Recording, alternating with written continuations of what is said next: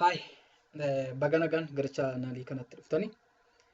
Har'a kan ilaallu mool volume problems kan jedhu ilaalla jechuudha.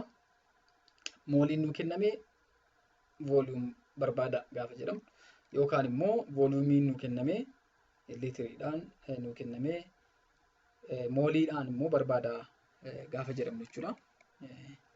Akkamitti kaalkuleet gochuu dandeenya kan jedhu ilaalla jechuudha. 1 mole of any gas at standard temperature and pressure occupies a volume of 22.4 liter.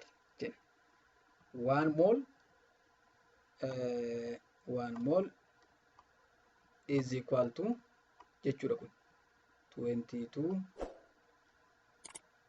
22.4 jechuudha liter at standard temperature and pressure at STP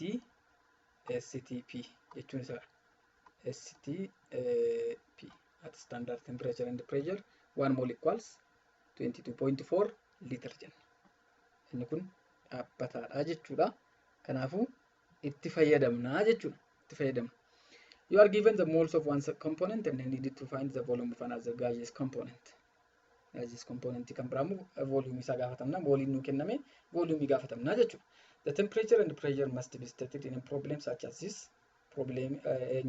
Temperature and pressure must be stated at standard temperature jechuu dandeenya yookaan immoo kan biraan kennuu danda'a jechuudha. Mee gaaffiidhaan haa ilaallu kana. How many moles of carbon dioxide are formed when 24 liters of butane is burned in oxygen at standard temperature and pressure? Pressure jenna jechuudha. Maal gaafatamne? How many moles? Mooliidhaan gaafatamne. Kan nu kenname immoo egaa kan productiiti jechuudha. Kan nu kenname immoo waan liter. This is volume. Volumiidhaan gaafatamne nu kenname. Kun immoo mooliidha jechuudha. Akkuma argaa jirtan kana mooliidha isheen kun.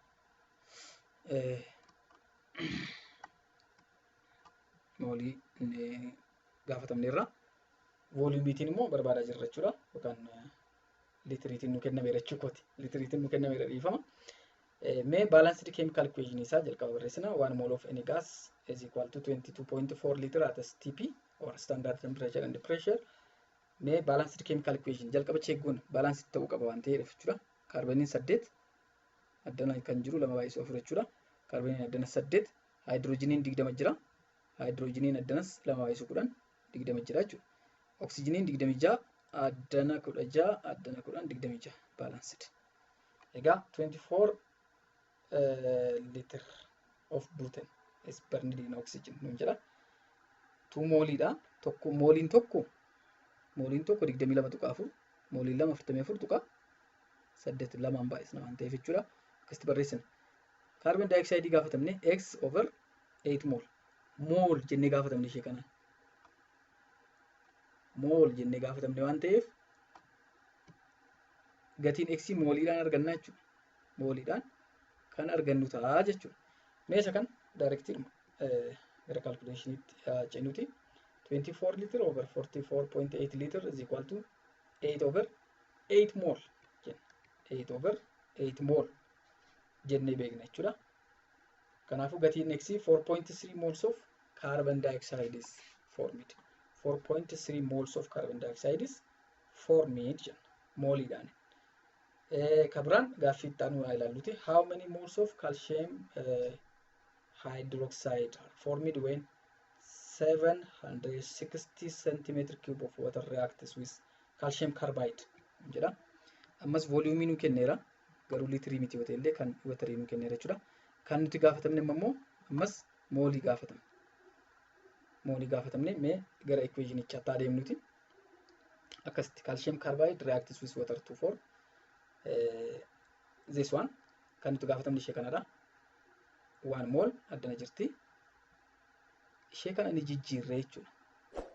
1 liter is equal to 1000 milliliter or centimeter cube jennee jijjiirre centimeter cube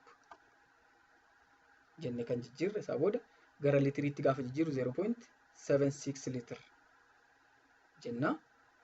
2 mooliidha. 2 times 22.4 is equal to 44.8 jenna. X over 1 mol.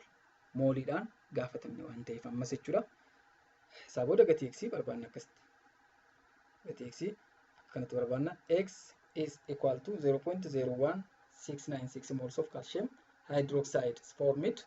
Amma kanatu uumamaa jechuudha. Mooliidhaan ammas kanaafuu akka kanatti probleemota jiran vooliyuumiin yeroo nuu kennamu moolii barbaanna. Mooliin yeroo nuu kennamu immoo vooliyuumii barbaanna jechuudha.